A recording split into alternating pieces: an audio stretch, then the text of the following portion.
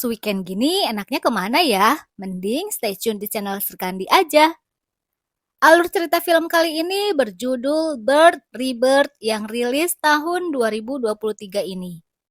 Bertempat di rumah sakit umum yang suram, kisah dimulai dengan diperlihatkan adegan persalinan yang menyiksa, di mana seorang bidan berusaha melakukan yang terbaik untuk melatih seorang ibu yang baru pertama kali menjalani proses persalinan yang menyakitkan dan bermasalah.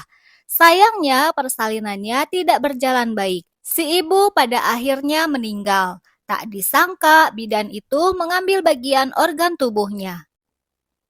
Film dimulai dengan diperlihatkan seorang ibu tunggal yang berusaha sekuat tenaga memenuhi kebutuhan hidupnya. Pagi itu, sebelum berangkat kerja, Sally bergegas menitipkan putrinya yang berusia 6 tahun yang sedang sakit di rumah tetangga.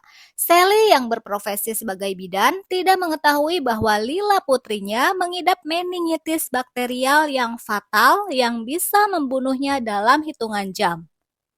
Scene berpindah. Di tempat kerja, Sally sedang menangani seorang ibu dalam proses persalinan. Setelah itu, Sally mendapatkan telepon dari Pauli, orang yang mengasuh putrinya. Dia memberi kabar bahwa kondisi Lila semakin parah. Namun, karena kesibukan pekerjaannya, Sally tidak bisa meninggalkan rumah sakit. Selesai bekerja, Sally tidak menemukan keberadaan Pauli dan Lila putrinya di rumah. Ia hanya melihat ceceran darah di lantai. Di scene berbeda terlihat seorang wanita bernama Rose. Ia adalah seorang ahli patologi di rumah sakit tempat Sally bekerja. Ia menangani seorang pasien yang tak lain Lila putrinya Sally. Di scene berbeda nampak terlihat keadaan Sally yang bersedih atas kematian Lila putri sematawayangnya. Kemudian secara diam-diam Sally memasuki lab patologi untuk melihat putrinya. Hey! You're not allowed in here. Namun Rose melarangnya untuk memasuki ruang lab jika tidak memiliki surat izin. Di sana Sally menanyakan keberadaan putrinya. Rose memberitahu bahwa 1 jam yang lalu putrinya dibawa ke ruang medis. Lalu Rose menyerahkan nomor dokter medis yang menanganinya. Tak lama kemudian Sally pun pergi. Setiba di rumah, Sally segera menghubungi nomor salah satu dokter medis yang menangani Lila. Namun, dokter itu memberitahu jika hari ini dokter itu sedang libur. Hey, I'm so sorry to bother you, but Lily's getting sicker. I'm not sure. Di keesokan pagi, hidup Sally terlihat hampa dengan raut wajah yang nampak larut dalam kesedihan. Ia mendatangi ruang medis, namun petugas di sana memberitahu jika tidak ada pasiennya yang bernama Lila di ruangan mereka. This is saying she's not here. Excuse me? Your daughter's father is he. I had IVF. It's just us. Mendengar itu, Sally segera menuju ke ruang patologi. Namun ternyata di sini Rose mencoba untuk mengelabuinya. Entah apa maksud tujuan Rose. I'm sorry, she was just in here. I want to talk to her now. Tak berselang lama, Rose pergi ke basement parkiran sambil membawa tas koper. Sally yang melihatnya segera menghentikannya untuk meminta penjelasan mengenai jasad putrinya. Namun, Rose tidak memperdulikannya dan pergi begitu saja.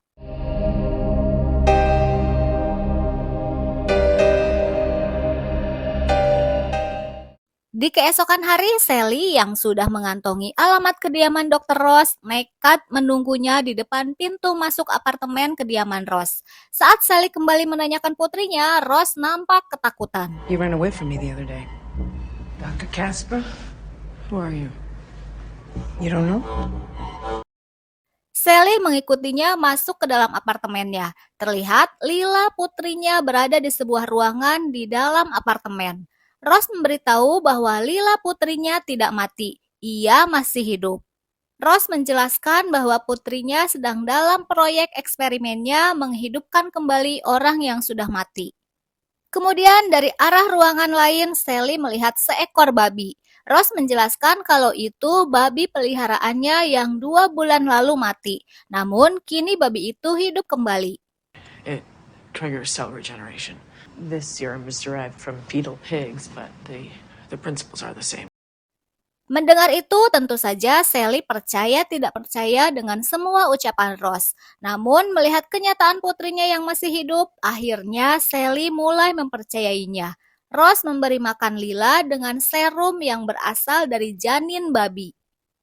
Setelah beberapa hari, Sally yang awalnya menolak jika putrinya dijadikan kelinci percobaan eksperimennya, namun justru saat ini mereka terlihat akrab. Sally mensupport penuh proyek gila Dr. Ross, gagasan untuk menghidupkan kembali makhluk yang sudah mati. Sally lebih memilih putrinya menjadi zombie koma daripada ia tidak melihatnya sama sekali. Ross menjelaskan tentang pengalaman yang ia lakukan bukanlah supranatural. Proyeknya murni berasal dari sains yang ia pelajari saat dirinya masih menjadi dokter muda. Sebelumnya, ia pernah melakukan percobaan berdasarkan tesis dan pemahaman mengenai regenerasi yang sebelumnya ia pernah uji pada hamster, maupun babi kesayangannya yang ia jadikan sebagai kelinci percobaan. How often do you turn her? Every few hours when I'm here. I'm not able to be here all the time. She can't be left alone. Di keesokan hari saat di ruang kerja, Ross nampak terlihat lemah. Ia pun mulai tidak sadarkan diri. Di scene berbeda terlihat Sally yang mulai mengkhawatirkan keadaan Ross karena dari siang ia mencoba menghubunginya namun tidak ada jawaban. Saat Sally kembali menghubungi Ross, panggilannya dijawab seorang pria yang memberitahu bahwa dirinya rekan kerja Ross. Ia memberi kabar saat ini Ross sedang dalam keadaan pingsan. My name is Scott Ward. I work with Rose. Hello, Scott. It's gonna be fine, but Rose collapsed. Kemudian Sally dikejutkan oleh Lila putrinya yang tiba-tiba bangun dari komanya. Melihat itu, Sally terkejut, kemudian ia memeluk putri kesayangannya. Di scene berbeda, Ross yang baru tersadar dari pingsannya, ia didiagnosa adanya infeksi berkembang di leher rahimnya yang menyebar ke seluruh sistem reproduksi. Dia divonis sudah tidak akan bisa hamil. Can I still conceive? Setiba di rumah, Ross terkejut mengetahui Lila dalam keadaan sudah pulih. Tak berselang lama, ia pun tidak sadarkan diri. She shouldn't be awake. Rose! Setelah tersadar, Ross menanyakan perubahan yang terjadi pada Lila. Sally menjelaskan kalau Lila putrinya sudah dapat menggerakkan tubuhnya dan sudah dapat berbicara. Ross menganggap Lila beregenerasi lebih cepat dari perkiraannya.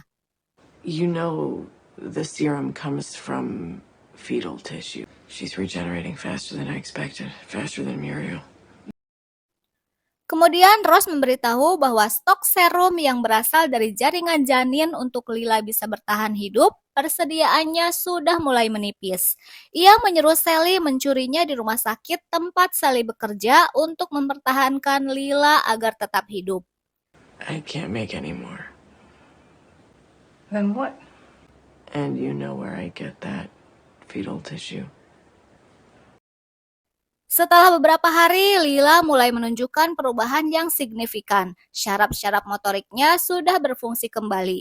Saat Ross berangkat kerja, Sally tidak sengaja melihat handycam milik Ross yang di dalamnya terdapat rekaman saat Ross menjadikan ayahnya yang baru mati sebagai kelinci percobaan pertama pada proyeknya yang berambisi untuk menghidupkan kembali orang yang sudah mati.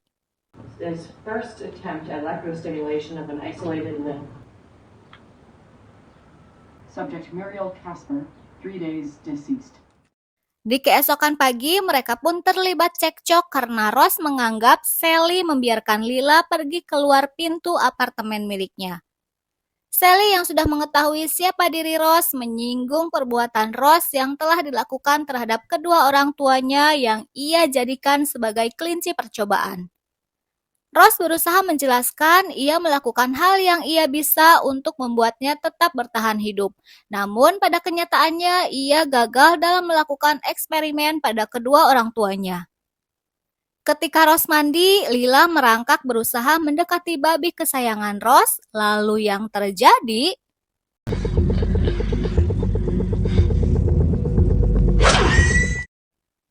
Lila tiba-tiba menikam babi itu hingga mati. Ross yang mendengar kejadian itu berusaha menenangkan Lila. Tidak terasa sudah 18 minggu berlalu awal kebangkitan Lila. Ross dan Sally mencoba mengevaluasi perkembangan hasil eksperimen yang terjadi pada Lila. Banyak perubahan dan perbaikan dalam diri Lila. Namun, Ross mengeluhkan karena stok persediaan plasma plasenta dan organ tubuh yang diperlukan agar Lila bisa bertahan hidup saat ini sudah tidak tersedia.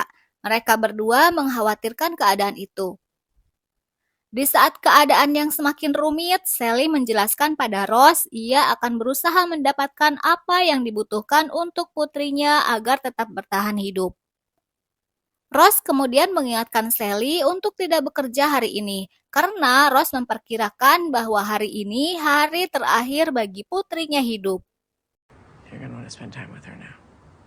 Don't take any more shifts. Singkat cerita, saat siang hari, Sally mendapati putrinya sudah tidak bernyawa. Lalu ia pun nekat pergi mengunjungi kediaman pasien yang bernama Emily di rumahnya. Secara bersamaan, Ross baru tiba di rumah. Ia mendapati Sally dan Lila sudah tidak berada di kamarnya. Saat Ross membuka lemari pendingin, ia menemukan Lila sudah berada dalam lemari pendingin tersebut.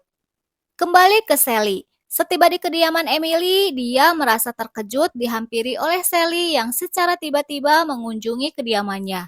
Emily berpikir dengan kedatangan Sally karena ada masalah dalam kandungannya. Sally beralasan untuk mengambil beberapa kekurangan data saat nanti persalinannya. Ketika mereka mulai asik ngobrol, Sally memasukkan sesuatu ke dalam gelas minuman Emily. Setelah beberapa menit kemudian, Emily pun jatuh tak sadarkan diri dengan mulut mengeluarkan busa.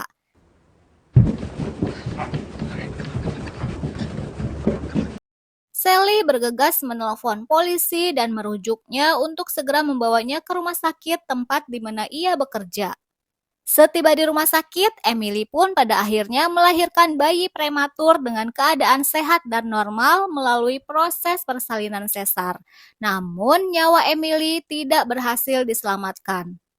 Selesai persalinan, terlihat jelas di raut wajah Sally nampak penuh penyesalan telah melakukan kejahatan itu. Ia melakukan semua itu demi buah hatinya agar tetap hidup. Tak lama kemudian, ia segera menghubungi Ross untuk segera ke ruangan patologi.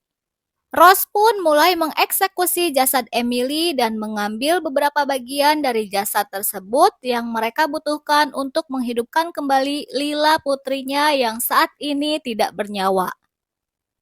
Selesai itu, mereka pun kembali pulang dan berupaya untuk menghidupkan kembali Lila dengan melakukan kembali eksperimen gilanya dengan mentransfusi darah dan serum yang berasal dari bagian organ tubuh Emily. Di akhir cerita, Lila pun kembali hidup. Apapun resikonya, Sally akan mengusahakan segala sesuatunya agar Lila putrinya bisa kembali hidup. Walaupun dengan cara yang salah dan eksperimen gilanya setelah bertemu Ross, seorang ilmuwan gila yang gagasannya tidak bisa diterima oleh akal sehat. Ini bukan kejadian sebenarnya, namun ini hanya sebuah hiburan semata. Thanks for watching, Bes. Bye. Welcome back, baby.